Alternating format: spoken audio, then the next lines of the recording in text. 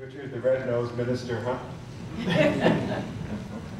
It's funny, the tears aren't about sadness, it's about joy.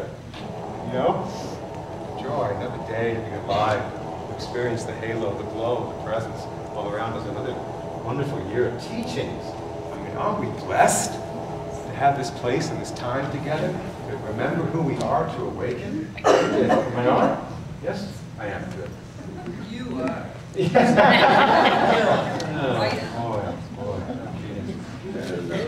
Today we talk about, again, it's the white stone ceremony time. And we're in Revelation.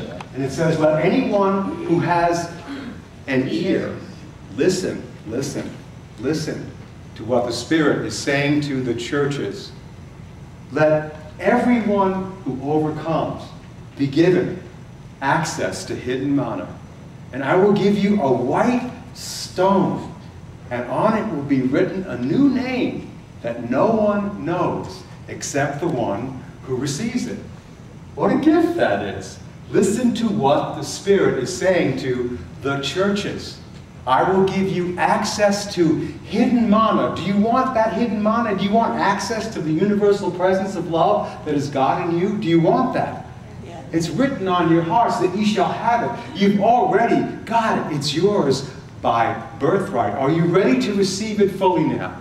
Are you? Yes. Yes, there's a church service going on within us 24 hours a day, 7 days a week. And you never know who's going to step up to the pulpit and have her say. You understand what I'm saying? You never know who's going to show up today. But today we're going to allow for a few moments, at least for 25 minutes, for the presence of the divine as love to step up to the pulpit and have her way.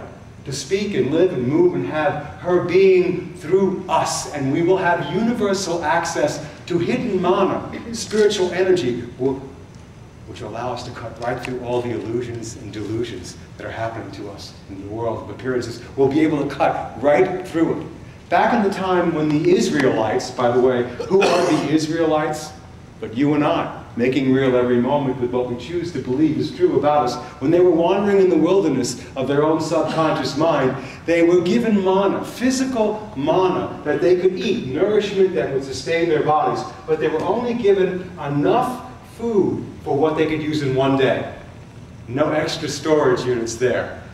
Now we're being given, and they were being given, not only physical substance, but spiritual substance. And when Moses came down with the tablet, the white stone tablet, he said, I've got a new name of God for you. You've heard it before, but we haven't gotten it yet. We're still worshiping the God of separation and fear. Here's the new name of God. I'm implanting it in your brain. It'll take a long time for you to own it, but the name of God in you is I am that I am. That's the name of God. That is what gives you hidden access to the divine storehouse of energy that you are an extension of. Every time you say, I am, depending upon who steps up to the pulpit, you get to see the results of what you've asked for. Isn't that a lovely way to work out a universe? Yes? Is this any way to run a universe? You bet it is. I am that I am is the name of God in you. And what we call ourselves, we will become. And I notice in the Bible that every time someone gets in touch with that hidden manna and understands a new white stone principle that they live by, they get a name change. If you notice in the Bible, Saul was persecuting Jesus for a time. He was really on him. He wanted to get rid of these Christians. And he was, as we often are, knocked down and blinded for 3 full days. And the voice said, Saul, why are you persecuting me? And he said, I don't know. You're bringing the message of love. And when he stood up, he was no longer Saul, which represents personal will. He became Paul, which means enlightened will. He gave his own personal will over to the enlightened consciousness of the universal access of divine presence that then began to speak and live and move and have its being through him. And I'm telling you, we have direct access to that as well. We said last week, a lot of times what we do is we bring the past into the future. We bring whatever we called ourselves before into our present moment and then see it recreating itself after its kind. That there's a way for us to lovingly look back upon those things that step up to the pulpit with kindness. How do I notice personally myself when I'm back in one of those old behavior patterns? Is normally I linger in it and then I become seized by it. Remember last week? So we said there is a gentle way to feel that inside of yourself. And if you can't go right to the mountaintop, to the glorious awakening, take the small step you can in truth's direction. And that's what we're doing today. We're taking a small step in truth's direction. We're going to, in a few moments, be able to implant on our minds the truth of what we'd like to see be part of our year for 2013. Because we're always in co-created partnership with the Beloved, and God always says, Yes. Yes. What do you choose this day? Whom shall you serve this day? What you give, you will receive. Our God is a God of yes. No one's doing anything to us. It happens through us. Through us. So a name change happens whenever I give over my personal willfulness to the willingness of the one who sent me. Everything begins to shift in me, and I begin to notice when that shift happens in me. I begin to notice who's stepping up to the pulpit. Maureen and I like to play games at night, and we play Rummy Cube. And Maureen is better at Rummy Cube than I am. She beats me 95% of the time in Rummy Cube. So when we play Rummy Cube, I know what's going to happen. I'm going to lose unless I get the 2 smiley faces. If you get the 2 smiley faces, there's a chance you could win because you can use them anywhere. And I start off my first gathering of 14 letters with 2 smiley faces, and I know this is my chance to win. And so I'm sitting there and Maureen's doing her number, and normally when we get about 3/4 into the game, Maureen sees things that I don't see, of course. And she's able to gather letters from here and there and put them together, and pretty quickly, numbers, I'm finished. So we're playing the game, but I know I've got the 2 smiley faces, and I'm not going to put them down because she can use them for her stuff, and if she gets them, the game is over. So we're down to, I think she has 3 and I have 4 left, and I know there's only 1 move left. And I got to tell you that while we're playing this game, I am whining and moaning. Like, you always beat me at this game. You are just better. This is personal willfulness now. This is Saul coming up and stepping up to the plate. And I know what is happening. When you're whining, it's happening. When you're complaining, you know personal willfulness is there trying to play itself out again. I'm trying to get her to feel sorry for me. And just as the game is about to end, I know she's got 1 more move to go, I pull out my 2 smiley faces, put them down, and with some silly, stupid little numbers I did, she goes, "You had the smiling faces all along, and you are whining and complaining like an infant? I'm not playing with you anymore. I am finished with this." And I said, "Well, you know, you're just better at this game than I am, and I had the 2 smiley faces, and I was afraid I was going to lose. And you know what, you and I spend too much time together. 24 hours a day, 7 days a week is too much. We work together, we breathe together, we eat together, we do diksha together. I'm going in the other room." She's going, "Fine, go in the other room." And I put on a Starship Enterprise exercise. 7 minutes later, the little voice from that spiritual energy that speaks to the churches whispers in my ear, "You were 100% wrong on this one. You need to go do an instant correction. You need to go to Zohar. You need to go in there and apologize." I didn't wait 7 minutes, and I walked in and I touched her feet and I said, "That was 100% all about me. I had 2 smiley faces and I got caught up." And you see what happens when you do that? Energy shifts. What could have gone on with you said this and I said that. I love how couples smile at each other when I say that. I watch the couples looking at each other. You let it go. You let it go, and this enlightened will comes over you, and your consciousness shifts, and it's not unlike what happened to Paul on the road to Damascus. A brilliant light goes on, and you go, "What am I defending?" If I defend myself, of course, the miracle says, I'm already attacked. And an awakening happens. And they happen in big moments and in small moments. And what we notice what's going on now on the planet is we're getting this message of a new relationship to God. It's being given to us not just by Buddha and Jesus and Lao Tzu and Paramahansa Yogananda and Ramana Maharshi. We are getting it from common everyday people who are proving to us the existence that we are more than what we appear to be. I'm going to be sharing with you a book that I know you're going to love, and the book club is going to be doing it in a couple of weeks. It's called Proof of Heaven. Anybody read it? You will be. Proof of Heaven, a neurosurgeon's journey into the afterlife. And it begins with a story about a man who was a scientist. He's been a neurosurgeon for 25 plus years. He's done hundreds of surgeries on brains, people's brains. And he has a particular white stone life principle, like we all do, that he lives by. And what it is if I can see it, if I can taste it, if I can touch it, it's real. If I can look at it under a microscope, if I can pull it apart and sew it back together again, it is real. And if not, I don't believe in it. That was his bottom line thought system. And he also absolutely believed and proved to himself that the brain is indeed the center of human consciousness. He says in this book, and I love this because it's the message coming from everywhere. Don't you love it? It's coming from everyone and everywhere. The stuff we've been talking about for years. I'm not a soft-headed sentimentalist. I know what death looks like. I know what it feels like to have a living person whom you spoke to and joked with in better days become a lifeless object on an operating table after you struggled for hours to keep the machine of their body working. I know what suffering looks like and the answerless grief on the faces of loved ones who have lost someone they never dreamed they could ever lose. I know my biology. And while I'm not a physicist, I'm no slouch at it either. I know the difference between fantasy and reality. And I know that the experience I'm going to struggle to teach you and talk to you about was more real for me than 30 years of working in the medical model. It was 1,000 times more powerful than anything that's ever been proven under a telescope. And I'm going to teach it to you because it's the most powerful thing you can learn for yourself. What happened to him, we're all getting the lessons we most need to learn. He, for 7 days, went brain dead. Flatline, E. coli in his brain. Brain shut off. The thing that he believed that he was, his life principle, was no longer there. And he took a journey, not unlike Anita Moorjani in her book, Dying to Be Me, into the world that you and I talk about all the time. He took a leap into the awareness of life, not as physical senses, but as spiritual consciousness.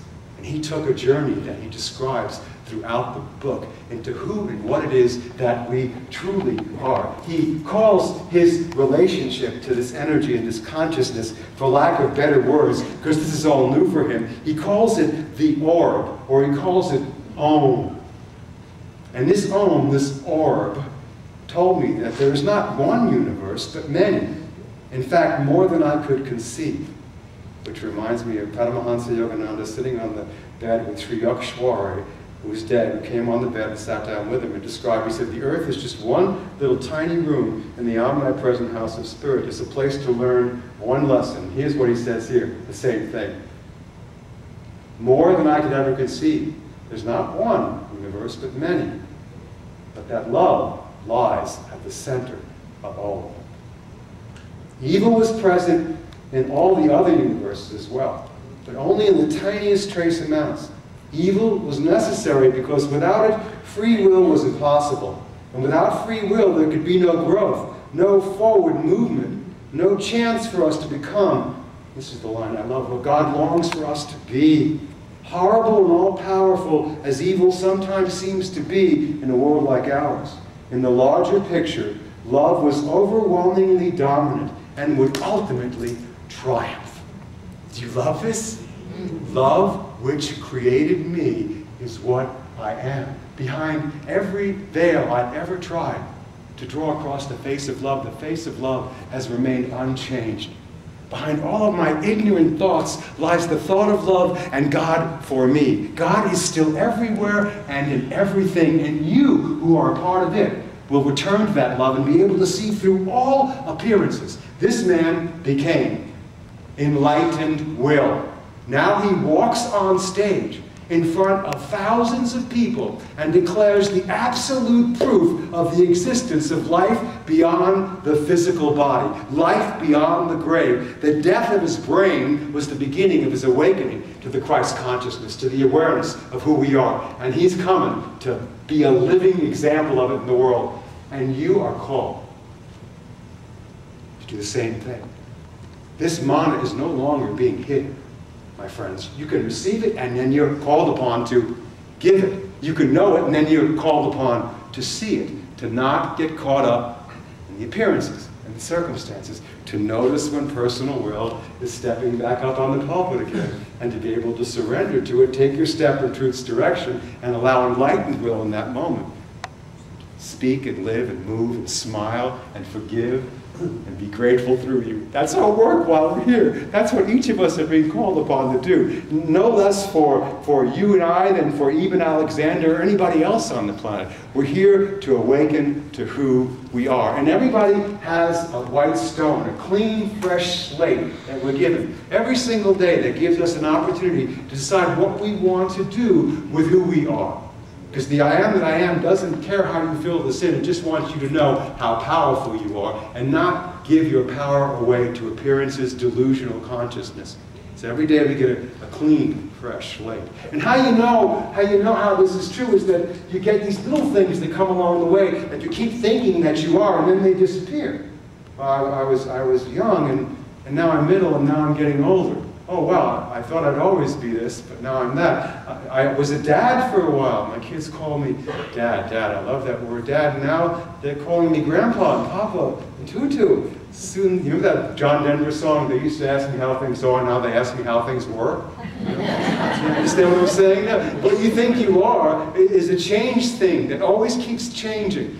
Maureen was a midwife for a while, but she's not doing that anymore. And now I'm a minister for a while. But you only get to be these little temporary things for a little short moment in time. The essence of what you are, the changeless essence of what you come from, does not change. It doesn't rearrange. It's always here to be revealed to you, to give you direct access to hidden mana, which really is your birthright. Every time you choose to give up that issue and that tissue, and that's that thing that you hold on to, every time you do your meditation practice and sit on the cushion, every time you choose to say, I'm sorry, please forgive me, I know not what I do, every time you do that, hidden mana is given to you. And what you didn't gain by getting what you want, you get to gain by being who you are. Say amen to that. Amen. That's what happens to us. And we do this every single day in big ways and in small ways, every time we're willing. And we don't need to wait till we go brain dead. Although I have my brain dead weeks. We don't need to wait till we're blinded for 3 days. And you don't need to wait to go to the tunnel to get the affirmation of what you've already been given. You have access to hidden mana right now. You're always using it. You can choose now to live once again, to be once again. And so would you like to know what it was that this great being who had the scientific model, if I can see it, if I can feel it, if I can taste it, I know it's true. He was given a new white stone tablet with his life principle written on it. And there are 3 things that are going to echo throughout this book that we're going to be teaching. Do you want to know what those 3 things are?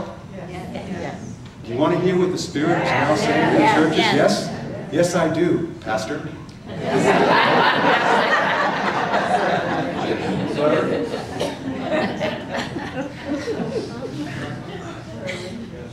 Three things. Thank you, Maureen. That wasn't Maureen. Believe me, I know it wasn't Maureen.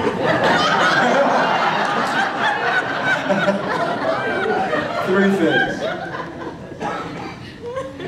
You are loved, cherished, dearly, forever. You have nothing to fear.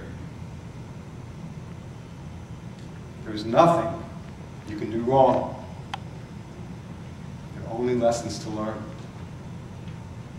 I am loved, cherished, dearly, forever. Say that with me. I am loved, cherished, dearly, forever. I have nothing to fear. I have nothing to fear. There is nothing that I can do wrong. There is nothing that I can do wrong. What if you lived from that from the inside out. Knowing that you are loved and cherished. Imagine the greatest love you've ever felt and increase it 10,000 times. That's the love the beloved has for you. It's here right now. It's present right now in this room. We're much greater than what we appear to be. What if you decide there's nothing to fear? There's only love.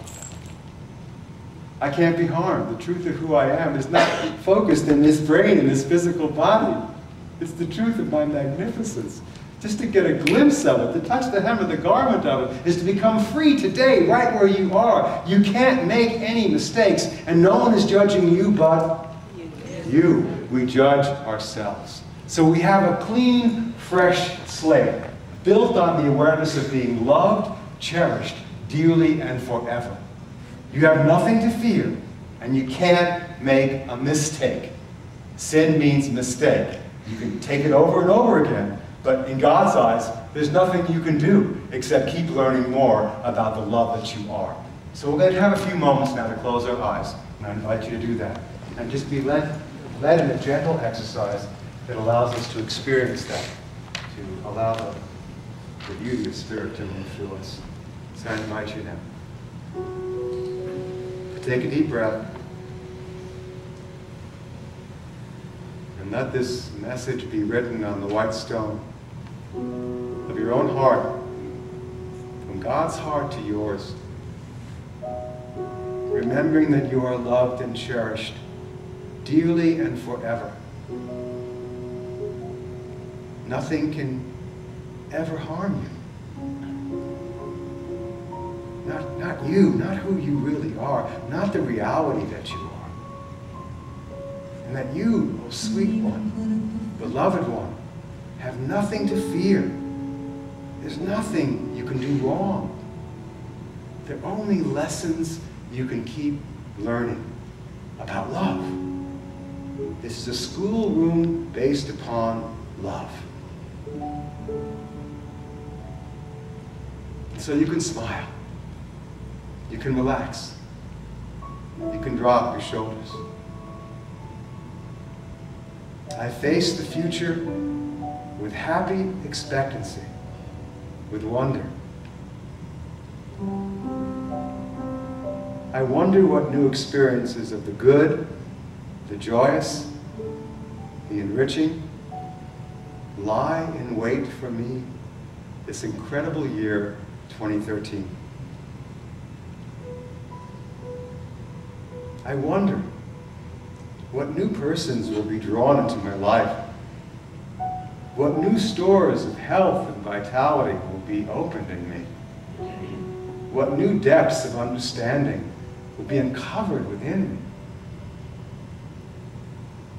The future lies before me, stretched out in smiling repose.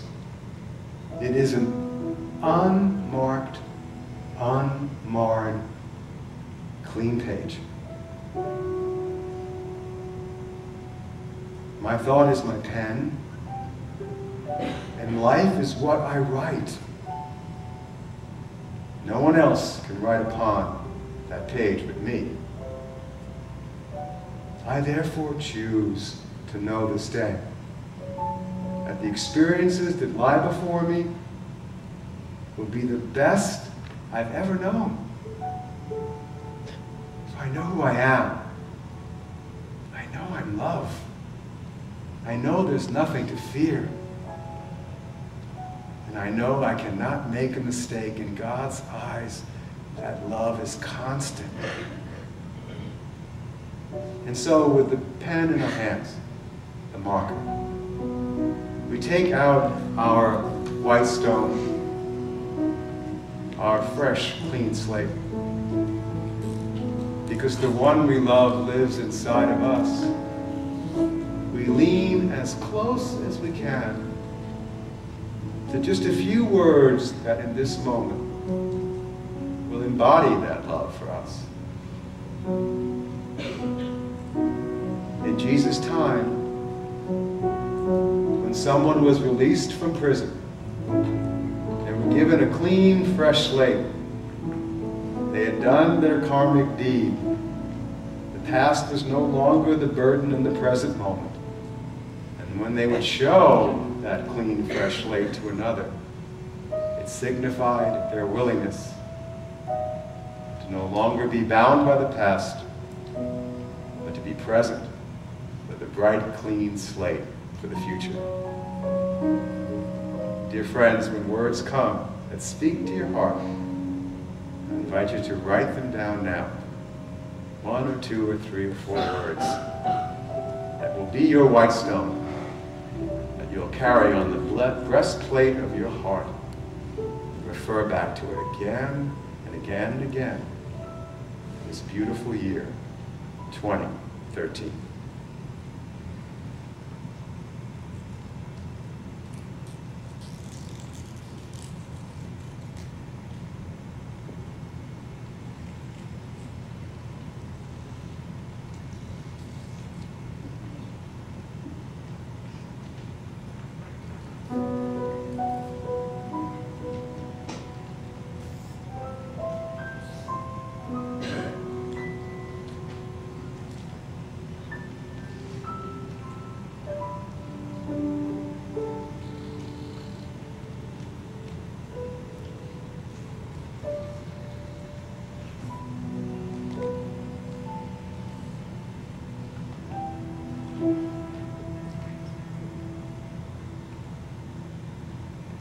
It is written on my heart, the truth of love's presence. I am a light being, made in God's image and after her likeness. Nothing to fear. I am loved and treasured by the beloved. And this is our year to publish our findings, to gladly show our white stone to others. No longer is it hidden manna, but it is the truth to share with others that is setting us free. Now go and share your life. Share your life. And together, 2013, we will bring forth the new Jerusalem. Heaven, right now, on earth. Practice well. Practice deeply. Not just for yourself, you know that, but for the benefit of all beings everywhere.